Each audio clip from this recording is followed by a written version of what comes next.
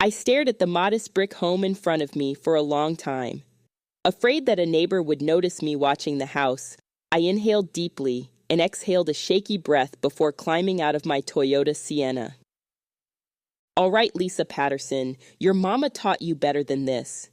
It wasn't that I wasn't excited to pick up my kids. In fact, I missed them. No matter how exhausted my body felt, I looked forward to the hug I knew would come from my oldest and only daughter, Keisha. She always had so much to share that it was hard to keep up with the stories from her day. Knowing how my relationship changed with my mama as I got older, I didn't want this stage to end. Then there was the burst of giggles from my son, Tyrik. His laughter always tickled my ears and warmed my heart. He was a happy child, and that made me happy. My kids were growing up so fast. I truly cherished every moment. The reality that had me in a chokehold today was I simply didn't want to face Belinda Black, my baby's daddy's mother. I cringed calling Chris my baby's daddy, but it was what it was. There was a time I'd thought Chris Black was the man I would settle down with for life, but that all changed not too long after our son was born. Instead, we co-parented the past 2 years, skirting around the tension that hung between us, and the many questions that others had for us. What are you two, boyfriend and girlfriend, friends? Are you ever going to get married? So many questions. It was easier to dodge them, or rather it used to be easy. The sun beat down on my head as I walked down the driveway toward the front door. I rang the doorbell, straining to hear my children's voices. Instead, only silence greeted me, raising my anxiety. Leaving my kids with Belinda was such a different experience from when I dropped the kids off at my mama's house. It was like night versus day. I lifted my hand to ring the doorbell again, but then heard the locks disengaging from the inside. Unconsciously, I stepped away from the door, bracing myself as the door flew open. As usual, Belinda's presence in the doorway appeared almost menacing. Chris's dad, Emmanuel Black, passed away several years ago, but old photos confirmed Chris inherited his height from both parents. His mother stood around 5'8" or 5'9". A salt and pepper bob framed her ebony face. With smooth skin that revealed nothing of her 60 years, she didn't wear makeup. Belinda Black was not incredibly beautiful. She was more majestic, stately, intimidating. Her wide brown eyes seemed to penetrate my soul. Never raising her voice, her words, razor sharp, could be just as cutting. Always elegantly dressed, even though she was at home most of the day, I couldn't recall ever seeing her with her hair out of place. With her usual scowl in place, she peered down at me through heavy brown frames, perched almost on the end of her nose. A former teacher, Belinda always looked like she had a stern word to share. The last few years before retiring, Belinda served as a school principal. Every time I looked up at her, I was reminded of the times I visited the principal's office in high school, and I was grateful she hadn't been my principal.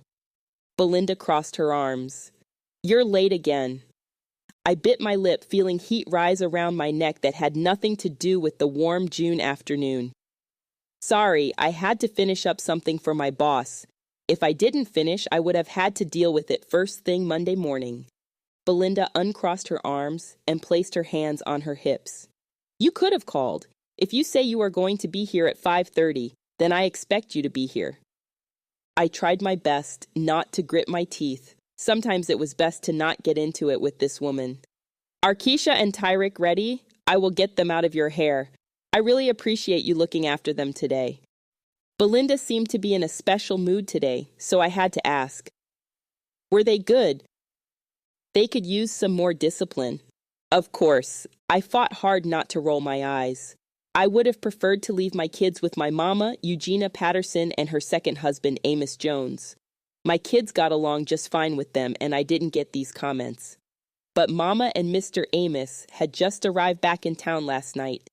The crazy thing was, Belinda complained a few weeks ago about not seeing enough of the kids, mainly Tyrik. Since we were taking a break from daycare for the summer months, I'd caved to Chris's request. Of course, I didn't really have a choice with Mama out of town. "Well, come on in. No need to let my air out." The statuesque woman turned quickly on her heels. leaving me standing at the door.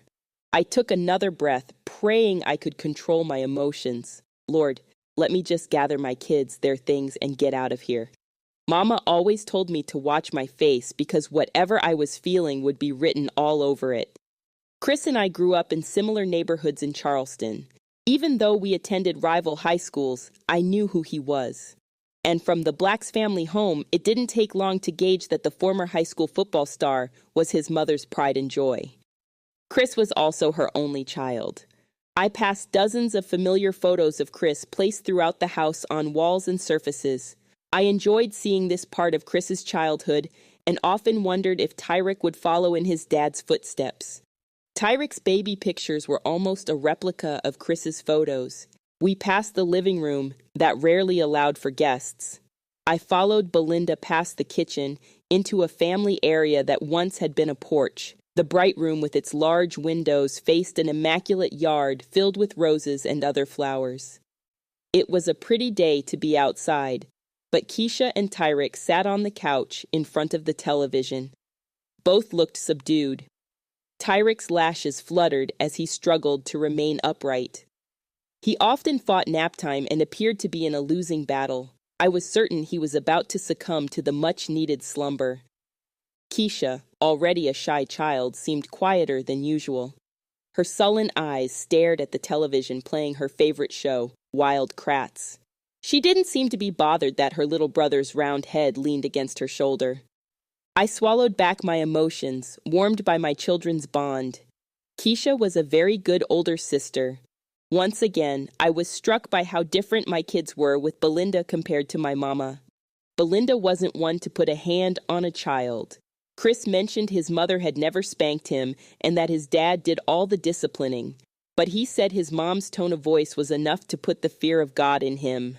With a successful career in middle and high school education, Belinda didn't seem comfortable around young children, even though I knew she enjoyed Tyrick. Belinda claimed she didn't mind watching both kids, but I had a sneaky feeling that Belinda didn't truly accept Keisha. Despite being Tyrick's older sister, Chris wasn't her dad. She was my child. I noticed no mistreatment, but Keisha was definitely standoffish with Belinda, like she knew she needed to be wary around her. Like mother, like daughter. I walked into the room. Suddenly, my long day at the office crept into my bones, making me feel droopy too. Hey, pumpkins, y'all ready to go home? Keisha didn't notice me until I spoke. Her face brightened and my heart did a somersault as I observed joy return to my daughter's face. Keisha shook her brother awake as she slid from the couch. Come on, Tyrick, it's time to go. Tyrick cried out a little, upset from being jostled from his impending nap. I went over to him and picked him up. Okay, sleepyhead, it's time to go. I tickled him until he broke out into giggles. Keisha grabbed her book bag from the floor, but stood next to me, like she wasn't planning on making a move without me. I looked over at Belinda filling the doorway. Remembering my manners, I said, Thank you again for watching the kids today.